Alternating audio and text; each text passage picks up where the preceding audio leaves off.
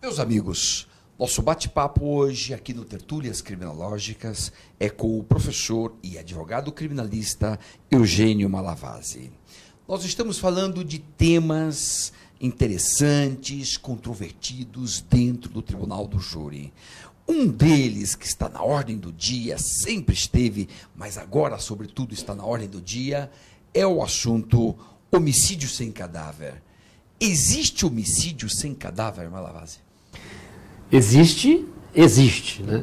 Nós tivemos, eu sou de Santos, tivemos um caso lá em Santos, há alguns anos. Eu não funcionei neste processo, nem da defesa, nem na acusação, que o rapaz foi condenado, parece-me, salvo o melhor juízo, a 14 anos.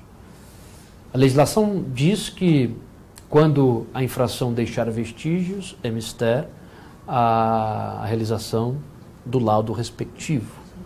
Todavia, a mesma legislação, ela autoriza a comprovação da materialidade delitiva, ou seja, o que vem a ser a materialidade delitiva é a comprovação inequívoca da morte, do fato criminoso. Portanto, crime sem cadáver, homicídio sem cadáver, existe. Todavia, o Ministério Público, a acusação em si, terá que comprovar, através de outros elementos probatórios, a ocorrência do fato definido como crime. Fica mais difícil. Mas existem notícias de condenação, até essa que eu lhes dei, que efetivamente houve uma condenação em Santos, parece-me que já transitou em julgado, inclusive, portanto, há um precedente na minha terra de um homicídio sem cadáver. Nós temos notícia de um caso que até agora esse assunto está na onda, na ordem do dia, estou escrevendo algumas coisas sobre esse tema, e um caso famoso de Brasília, um policial que teria lá um caso com uma vítima chamada Michele. Como isso tudo já está na internet, tudo, então não é segredo nenhum que a gente está comentando, né? Mas este caso de Brasília chegou a uma condenação e o corpo nunca apareceu. Nunca apareceu. Como esse de Santos. Esse de Brasília, eu confesso que eu não tive notícias deste caso. Eu não li nada a respeito. Entretanto, existem a acusação, ela deve nortear, porque para que haja uma condenação, é necessária a comprovação da materialidade, repito, da certeza da infração penal, a certeza do homicídio. E como que se comprova o homicídio sem o corpo? Ou seja, sem a realização pelo IML do laudo necroscópico. É difícil, é difícil.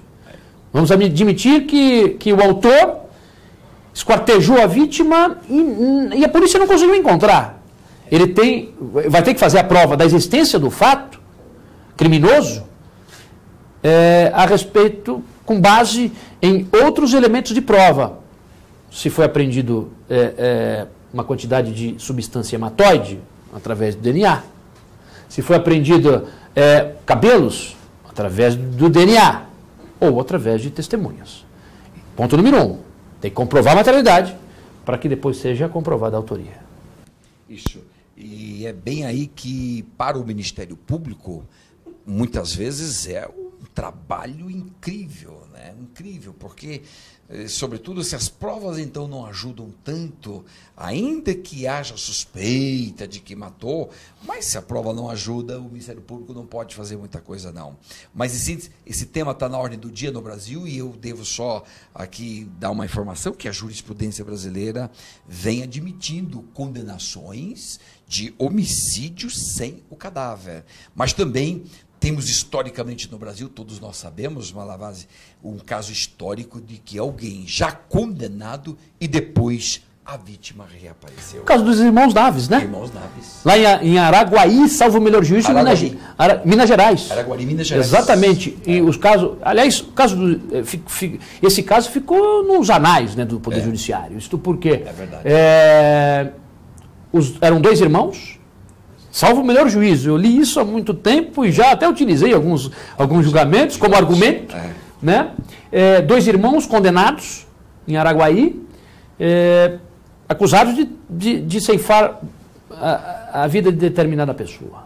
Pois bem, condenados. Um deles faleceu na cadeia. Foi. Morreu de tuberculose. Exatamente. Morreu de tuberculose, adquiriu essa moléstia e acabou falecendo. E o outro, cumprindo pena, e a vítima apareceu viva. Portanto, um dos marcos de erro judiciário no Brasil. Portanto, é muito complicado isso, muito complicado, e a responsabilidade daquele profissional, tanto dos dois polos, né? A responsabilidade daquele que acusa Isso. aumenta e muito no caso de homicídio sem cadáver, porque a acusação, porque é homem, né? É ser humano, portanto tem que ter muita responsabilidade para acusar alguém, imputando-lhe a prática de um homicídio homicídio qualificado, cuja pena, hipoteticamente, seria um homicídio qualificado, cuja pena varia de 12 a 30 anos de reclusão, e depois a vítima, que era a vítima, ela não era a vítima, apareceu viva. Portanto, é muito complicado isso, e foi por isso, professor Luiz Flávio, que eu confesso-lhe que eu não enveredei para a área do Ministério Público, nem da magistratura. Sempre quis ser advogado, dentro da liberdade de aceitar ou reprochar ou rejeitar determinada causa. Mas sempre, em toda a minha vida, no direito penal. Muito bem. Vamos falar um pouquinho, Malavasi, do sistema de julgamento no Brasil. Nós sabemos, são 7 jurados, leigos, e diferente dos Estados Unidos, que são 12 jurados, mas a diferença mais importante está no seguinte, que no Brasil os jurados são incomunicáveis, não podem falar nada, não interfere um na vida do outro, ali na decisão do outro, e enquanto que nos Estados Unidos busca-se sempre o consenso. Então eles conversam, às vezes 2, 3 dias, 10 dias, para chegar a um consenso. Dos 2 modelos, qual seria o melhor? Uma pergunta difícil, mas quando o senhor fazia essa pergunta, eu estava refletindo a minha resposta. Porque é verdade que o sistema processual brasileiro sofreu de julgamento popular, estamos falando de júri, né? Sofreu uma profunda alteração em 2008. Não digo profunda, mas sofreu uma alteração em 2008, facilitando o questionário aos jurados, né? E curtindo como quesito obrigatório um quesito, o jurado absolve o réu. Mas ele tem que fazer de per si, ele tem que fazer individualmente, ele tem que fazer pegando forças a sua própria consciência. O direito americano não. O direito americano, como o senhor já adiantou, estudamos bastante também a respeito dos julgamentos americanos, porque somos um apaixonado pelo Tribunal do Júri. Lá são 2 jurados e é necessário consenso. Porque se um jurado, vamos admitir que 11 optam pela absolvição ou pela condenação e um diverge, portanto, há a dissolução do Conselho de Sentença, porque não há ou a absolvição ou a condenação há de ser unânime. E objetivamente, a sua pergunta eu tenho que objetivamente respondê-la. Qual seria a fórmula mais justa? Depois de muito estudar esse tema, professor Luiz Flávio, eu lhe digo que isso é uma opinião óbvia minha, segundo a minha própria experiência. Eu acredito que o consenso e a possibilidade de trocas de ideias a respeito dos julgadores leigos, que eu não gosto muito dessa expressão, leigos no direito, mas experientes da vida, no seio da sociedade, na qual o fato aconteceu. Eu acredito que o modelo americano seria mais justo, dentro de um consenso unânime, na minha forma de pensar. É o que eles buscam, não ficam discutindo o tempo todo. Eu também sou bastante, digamos, proclive, muito inclinado a admitir isso, porque no fundo, dá mais certeza. Exatamente. Dá mais certeza. O jurado vai dormir com mais calma. Professor Luiz Flávio, a possibilidade do jurado conversar com o seu colega. Isto, tirar dúvidas. E o seu colega que efetivamente teve contato com a prova, teve contato com o réu, ouviu as testemunhas, sentiu no espírito e na alma daquele que verbalizou um fato que presenciara. Isso é muito salutar para aquele que não conhece o direito prolatar uma decisão mais justa. Eu também, eu votaria hoje, se me perguntasse em que sentido, eu votaria nesse sentido. Claro que não dá para acabar com o Tribunal do Júri no Brasil, nem tampouco é minha tese, eu sou favorável ao Tribunal do Júri, mas mesmo que quisessem, porque o Tribunal do Júri hoje está dentro da Constituição, dentro dos direitos e garantias fundamentais, que não admite o fim.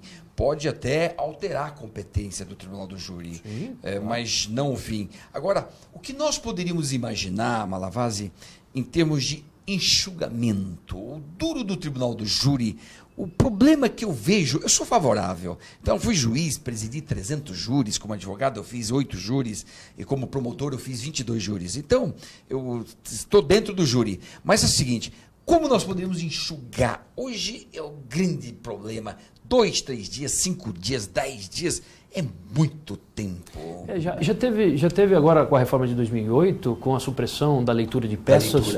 Já teve, não obstante, ainda o código ainda prevê a possibilidade. No júri da Carla nós tivemos aí, óbvio, muito pouco. Muito, né? Isso. Muito, porque na época, antes de 2008, que eu comecei a fazer júri em 94, né? E muitos promotores, não só de Santos, mas da capital, inclusive, do interior, requeriam a leitura de peças. E o que nós percebíamos na ocasião? O jurado ele presta atenção apenas então somente na primeira e na segunda lauda. Depois, acabou. A dispersão. A dispersão. É verdade. Então a leitura de peças foi suprimida. E, portanto, houve já um enxugamento. Né? Na realização plenária. Mas é difícil outro mecanismo processual para que o júri seja enxugado, mas assim, de uma forma mais diminuta. É difícil, porque vamos pegar como o exemplo do júri que eu acabei de fazer. Tivemos apenas então somente 2 testemunhas de plenário e um interrogatório.